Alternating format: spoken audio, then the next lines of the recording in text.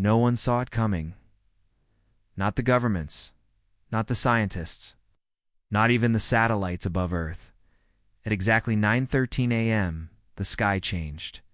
The clouds stopped moving. Birds fell quiet. The sun disappeared behind a strange red glow. Ow.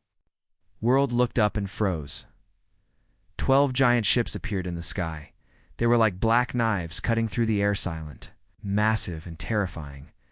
They did not fly. Ow. They hovered, as if the planet itself feared to touch them. Then came the voice. It did not come from one place. It came from every screen, every speaker, every phone. "We are the Threxan Empire," the voice said, deep and cold. "You have one choice. Submit your planet, or be erased." The voice wasn't loud. It didn't need to be. It was calm, too. Calm that made it worse.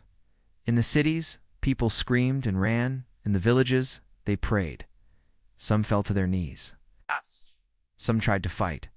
But most just stared, too shocked to move. The message repeated in every language: submit, or be erased. The ships did nothing else. They just waited. Governments called emergency meetings. World leaders shouted at each other. No one knew how to answer. Then something strange happened. Earth went dark. In less than 1 hour, all communications stopped. No more news. No more internet. No more live broadcasts. Every major power suddenly shut down its signals, the aliens thought. It meant surrender. They were wrong. Beneath the ice of Antarctica, far from cameras and cities, a hidden door opened. It was part of a secret facility known only to a few people in the world. Most believed it was a myth. Others thought it was an old Cold War bunker. But deep inside, the real plan had already started. A small group of people walked through the cold. Metal halls, scientists, soldiers, engineers, all silent, all focused. In the center of the base stood a tall woman in black armor. Her face was marked with scars. Her eyes were sharp. Like blades, her name was Commander Rhea. Most of the world believed she died 10 years ago in a failed space mission. But she didn't. She had been hiding, preparing for this moment.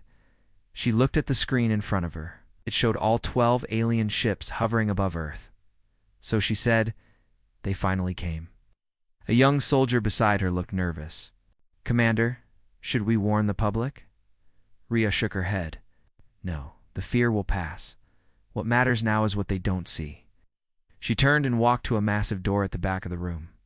It required 2 keys, a scan of her hand, and a voice code.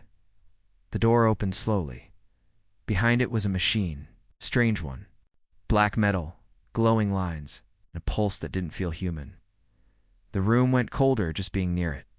It was called Project Newsbreaker. It wasn't just a weapon. It was something else. Something older, something dangerous. Rhea stared at it and whispered, "They gave us one choice. Let's give them none." In orbit, inside one of the alien ships, the Threxan commander named Varnak Tel watched Earth through a blue hologram. His skin was gray and hard, like stone. His eyes were black and empty. A second alien officer walked up. "Commander, the humans have gone silent. Should we begin the cleansing?" Varnak Tel thought for a moment. "No, this silence, it is not surrender. It smells of defiance." "But Commander," the officer said, confused, "they are primitive. Their weapons are weak. Their ships are slow." Varnak Tel narrowed his eyes. "Yes, but look at their history. They survive everything: war, plague, disasters, even themselves." He looked out the window again, down at the blue planet. "Are not to be underestimated. We must watch them closely." The officer nodded and left, but it was already too late. Underground, Project Newsbreaker came alive. A low hum filled the room. Lights turned from red to green. Metal arms moved. Power surged through the floor. Rhea smiled. "The countdown begins," she said. Across the world, people waited, afraid, silent, watching the red sky. The Threxan ships hovered like gods above the Earth, but down below, Humanity was not kneeling, they were rising. The world was quiet. Too quiet. 3 days had passed since the alien ships arrived. The sky was still red. The Threxan fleet still hovered, watching no new message, no attack. It felt like the silence before a storm. But deep under the Earth's surface, real storm had already started, in a hidden war room beneath the Atlantic. Ocean, the most powerful leaders of Earth, had gathered. Not by video, not by phone. They were there, in person. Old enemies now sat side by side. The president of the Western Alliance, the commander of the Eastern Confederation, the leader of the Southern Republics, even the hidden prime minister of the Ghost States. They had not spoken in peace for decades. Some of their countries had even fought silent wars against each other, but today their voices were calm. Today, they were just humans. Commander Rhea stood before them, behind her. Holograms showed alien ship positions, defense grids, secret weapon sites. Every screen showed Earth's quiet plan unfolding. "Let me be clear," Rhea said. "This isn't a war for land. It's not about borders. It's survival. Now, Threxan won't stop after Earth. They want full control of the galaxy." The president frowned. "Why Earth first? Why not Mars? Or Titan?" Rhea nodded. "Because Earth scares them." Everyone went silent. The room was full of powerful people, but Rhea's voice held more weight. "They fear what we become when we're pushed. You've seen it before." "Seen what?" the Ghost States Prime Minister asked. "The Vega incident," Rhea replied. The lights dimmed. New screen turned on. It showed blurry footage of an old space station, badly damaged, drifting through black space. Alarms blared. Flames burst from cracks. Then, a voice came from the recording. "This is Commander Rhea. We found something in Sector Veganine. We need immediate static cut transmission." The footage stopped. 10 years ago, Rhea explained, "I was sent with a team to explore a dead zone near Vega. We found something ancient. It's buried Tikalian, but not Threxan. We brought part of it back, and then we were attacked." "Attacked by who?" asked the Eastern. "Commander. By a Threxan scout ship? That was their first visit. Quiet, hidden, we lost half the crew. I faked my death to go underground and build Project Newsbreaker. I wanted to erase Earth before we figured out what we had." Ow. Inside the Threxan fleet, Commander Varnock Tell watched the silence below with growing worry. "Something is wrong," said to his second officer. "They are not resisting," the officer replied. "Exactly," Varnock Tell said. "Humans don't stay quiet. If they are not talking, they're planning." Back on Earth, Commander Rhea turned to the world leaders. "We cannot fight them like a normal enemy. Their weapons are strong, their tech is advanced. But they don't. Understand one thing." She tapped the table. "Human rage, human memory, human unity." Ow. Eyes locked on her. "We've fought each other for centuries. But now, we stand as one." She took a deep breath. "All past wars end today. No flags. No borders. Just Earth." The leaders nodded. One by one, the Western president stood. "I will give full command of our orbital fleet to the unified Earth front." The Eastern commander added, "Our deep space railguns are yours." The Southern Republic sent a message. "Our stealth bombers and anti-gravity tanks are ready." Even the Ghost States opened their secret weapons vaults. All enemies of yesterday. Now allies, inside the Antarctica base, Project Newsbreaker began charging. Its hum turned to a growl. Lights flickered. Massive arms moved into position. One scientist looked at the numbers and said, "Commander, we are almost ready." Rhea didn't smile.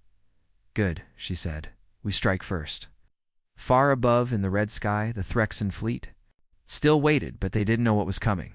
They thought Earth was silent because it was scared. But Earth was silent because Earth was about to roar. The deadline had arrived. Day 7. The Threxan ships hovered silently over every continent. People across the world held their breath. Would Earth surrender? Would the alien fleet open fire? No one knew. The aliens had repeated the same message every day: submit or be erased. But Earth never answered, not one word. And now, the Threxan were growing impatient. Inside the largest alien ship, Commander Varnick Tell stood before a giant screen showing Earth's surface. "Begin orbital scans," he ordered. "Target population centers. Prepare cleansing beams." His officers moved quickly, activating weapons meant to destroy entire cities in seconds. "They had their chance," Varnick Tell said coldly. "Now they will learn what defiance costs." But just before the weapons fired, something happened. The red sky turned white for a moment. Then, a beam of light shot up from the Earth, vast, silent, focused. It came from somewhere, near the equator. One of the Threxon's massive ships, the seventh in line, was hit directly. The beam didn't explode, it sliced straight through metal. Straight. Through shields, like a sword through paper. The ship split in two. Its top half fell slowly, breaking into flames as it entered the atmosphere. The bottom half floated for a moment, then detonated in space. The other 11 alien ships went silent. Inside the alien command ship, alarms blared. "What was that?" shouted an officer. "We were not able to detect the source in time." Eyes widened. "How did they?"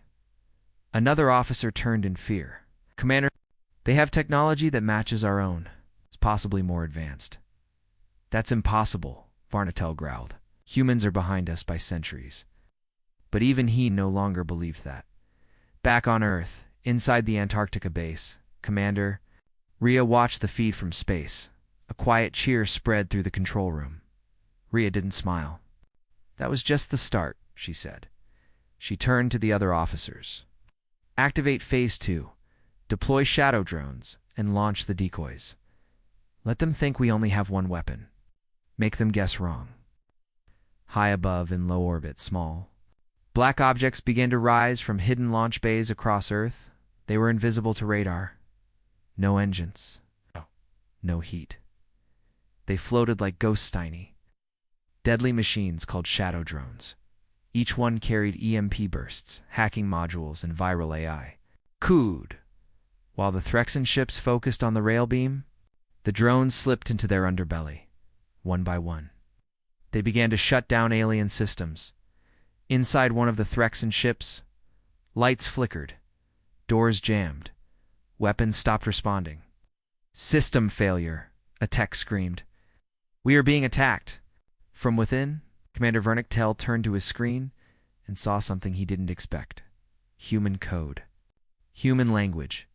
Running through their systems like fire through dry grass. In space, another alien ship lost control and spun out of formation. Earth launched its second strike. This time, it came from the moon. A hidden rail cannon disguised for years as a mining station fired 3 tungsten rods at nearly light speed. They hit the enemy ship before the Threxon even saw them coming. Boom, boom. Another alien vessel exploded. Across the world, people watched the skies. They saw pieces of alien ships falling like meteors. They cheered. They cried. Some dropped to their knees, not in fear, but in pride. Earth was fighting back and winning. Inside the war room, a young officer looked at Commander Rhea. "We've taken down 2 of their ships? What now?" Rhea looked at the red sky. "Now we let them feel fear, real fear." In the alien command ship, Varnick Tell was shaking with rage. They struck first," he said. "Yes, Commander," his officer whispered, "and they are not done." The humans had finally answered, not with talks, not with peace, not with surrender. They answered with fire. The galaxy believed he was dead. Every record said so. Every battle log, even Earth's own databases, showed his funeral. A hero lost in the last space war, but now he was back in a silent bunker. Deep inside the Himalayas, the ground rumbled. Massive doors opened. Cold steam rose from the floor. Soldiers in black armor stood at attention. Commander Rhea entered the chamber. "Is he awake?" she asked. A scientist looked nervous. "Yes, but he's not exactly the same." Behind them, a figure stepped out of the shadows. He was tall, powerful, with silver metal fused into his spine and arms. His left eye glowed blue. His body was more machine than man now. General Kale, the last Earth commander from the Vega's incident. The man who vanished in space 10 years ago now? Rebuilt now. Awakened Kale spoke slowly. His voice had weight. The Threxan came early. Rhea nodded. They brought 12 ships. We destroyed 2. Kale didn't blink. That won't stop them. Walked forward, scanning the screens. Yeah. I remember what they did to our team at Vega. They don't want war. They want control. Minds, DNA, culture, thought. Rhea looked surprised. You mean mind control worse? Kale said. They turn planets into slaves without a shot. If Earth submits, we lose more than freedom. We lose who we are. Meanwhile, in orbit, Commander Varnictel was losing patience. The humans had destroyed 2 ships and disabled a 3rd. The rest of the galaxy was watching now. Other empires, silent observers, curious if Earth would fall or fight. The Threxan had to act fast. Prepare the Dominator Pulse, Varnictel ordered. His officers hesitated. But Commander, that device will erase half their satellites. Population may suffer mass brain disruption, exactly, Varnictel said coldly. They wanted war. Now they'll feel it. Back on Earth, in the Himalayan base, Kale was already moving. I know what the Threxan will do next, he said. They'll use their mind pulse. We have 6 hours, maybe less. Rhea looked at him. How do we stop it? Kale turned toward a steel crate. He opened it slowly. Inside was a strange device alien. In design, but wired with human tools, we stop it with what they gave us. Rhea stepped back. You kept alien tech. Kale nodded. Yes, and I modified it. This, he said, holding the glowing core, is the mirror pulse. It will bounce their mind attack back at them. But we need to get it close. Their main ship. Everyone went silent. That meant getting inside the enemy fleet.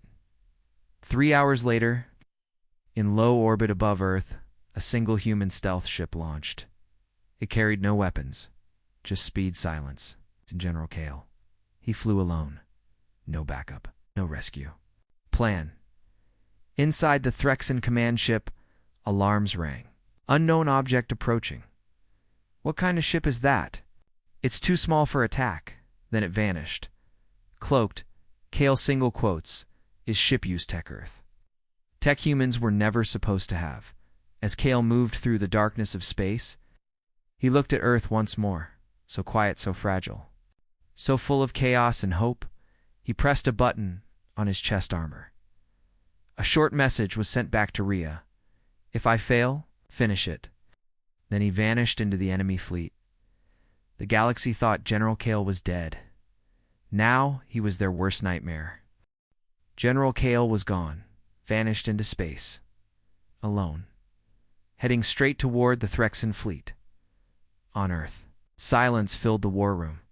Commander Rhea stood with clenched fists. The other leaders watched the screens. Nothing moved. Still no signal? She asked. The technician shook his head. We lost contact the moment he entered their fleet's shadow. But Kale was not dead. Inside the Threxan flagship, alarms blared. Cloaked in stolen alien tech, Kale moved like a ghost through the belly. Of the beast, no sound. No light. Just him. And the device, the mirror pulse that could turn the enemy's mind weapon against them. He placed it near their core transmitter. 1 hour until their pulse fires, he whispered. Let's give them a surprise. He pressed a code into the device, but before he could finish, he heard something.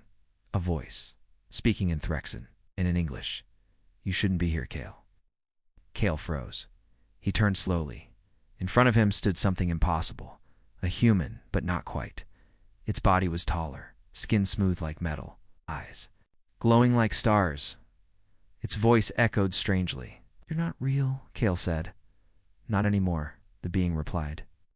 I was the first, the test subject, the one they broke. Back on Earth, Rhea suddenly got a new alert. A signal. Not from Kale, from somewhere deeper. It showed the location of something. Buried far under the oceans, a ship. A huge one. Not Threxan, not human. What is that? She whispered. The screen blinked. Project Tombwalker. Level 0 clearance. Only Rhea had never heard of it, but someone else had. The Ghost State's Prime Minister stepped forward. That ship, he said slowly, was found 40 years ago, frozen deep under the Pacific. We buried it, too dangerous to touch. Not anymore, Rhea said. Dig it up. 4 hours later, the waters shook, giant machines roared. Cracked. Steel melted from under the Earth's deepest trench. Something rose. A ship unlike anything the world had ever seen. Black like space. Sharp like a blade. Quiet like death. Not made by humans. It's not by any known alien race. And yet, it responded to human hands. Its lights turned on. Its engines HUMMED. One soldier whispered, "Is it alive?" Commander Rhea looked at the ancient symbols on its side.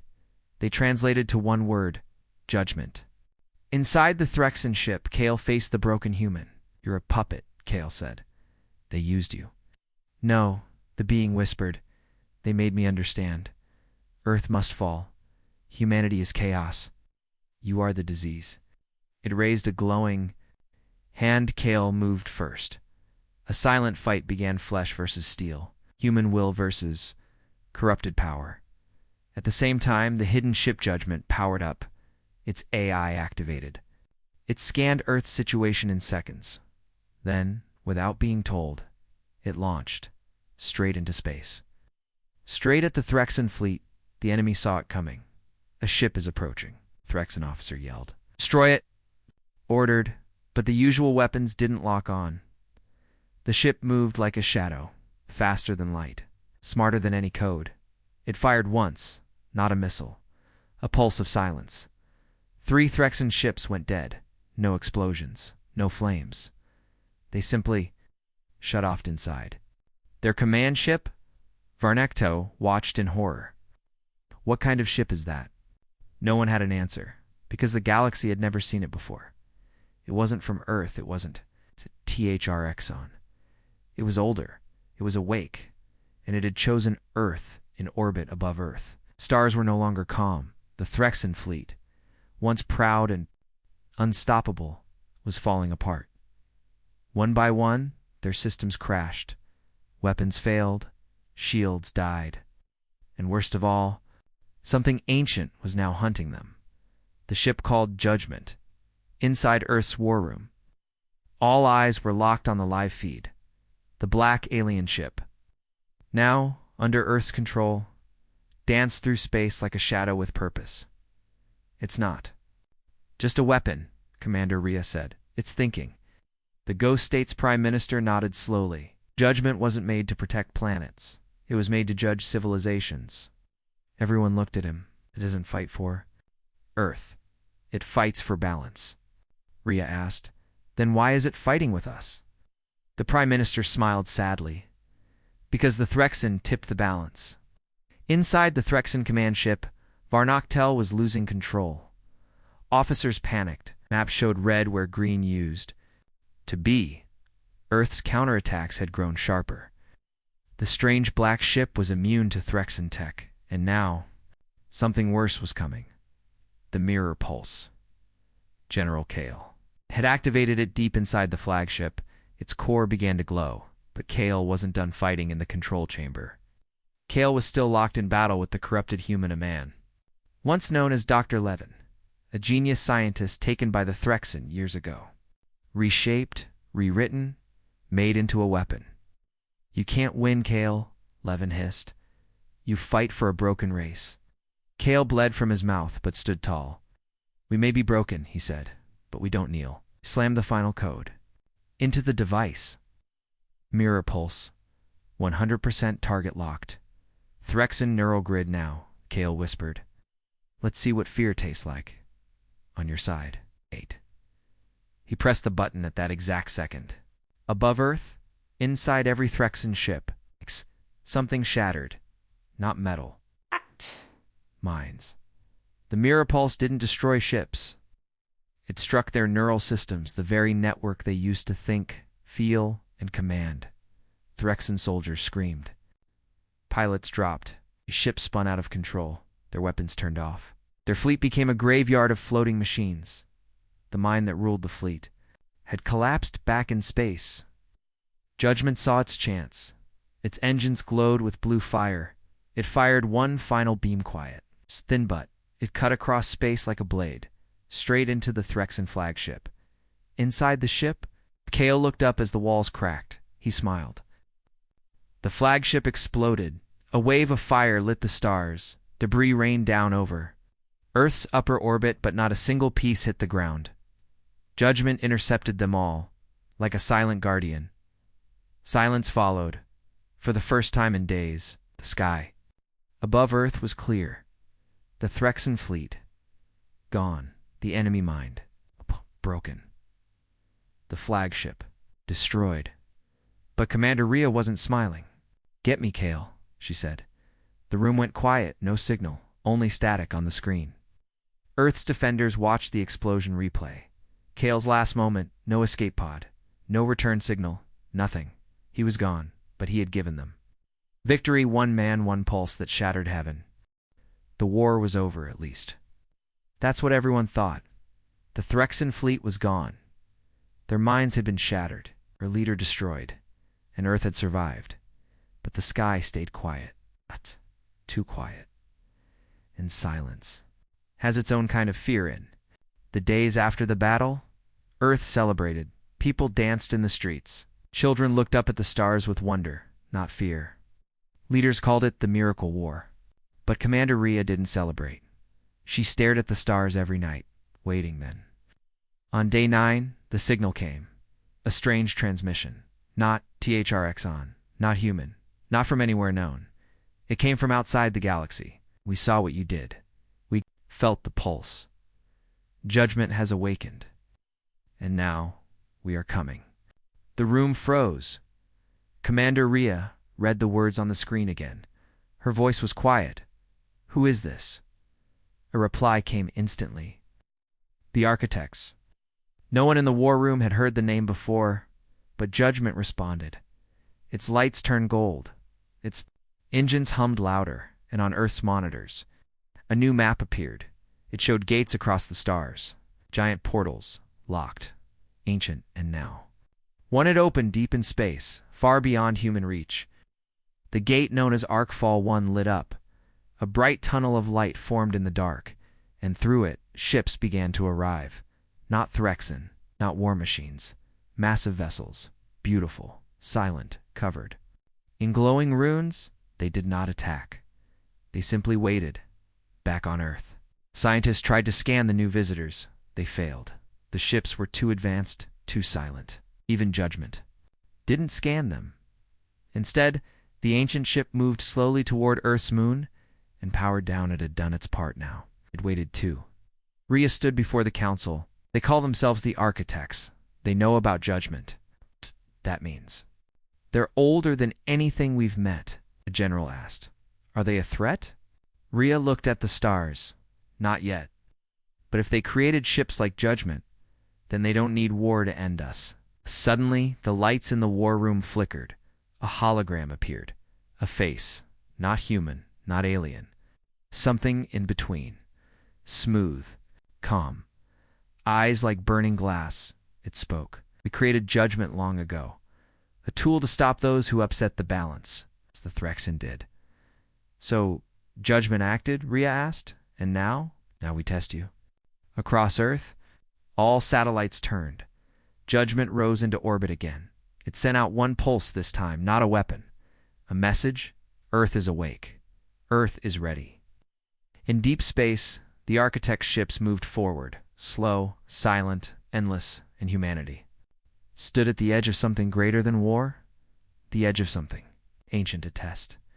Not of weapons, but of worth. The sky was calm again. But Earth was not at peace. Not yet. The Threxan were gone. Judgment had saved the planet. But now, something even older had come. The Architects. They did not speak with weapons. They used no threats. But everyone could feel that a test had begun. Commander Rhea. Yeah. Stood on a special platform above Earth. She looked at the stars where the giant architect ships waited. Still, silent, watching. They could destroy us any time, she whispered. The Ghost State's prime minister nodded. The hologram appeared again. The architect's voice echoed across all nations. We do not want war. We want understanding. Every world touched by judgment must face a trial, not of power, but of truth. The trial began in 3 stages. Stage 1. Memory. The architects showed Earth, its own history. War, slavery, greed, destruction of the planet.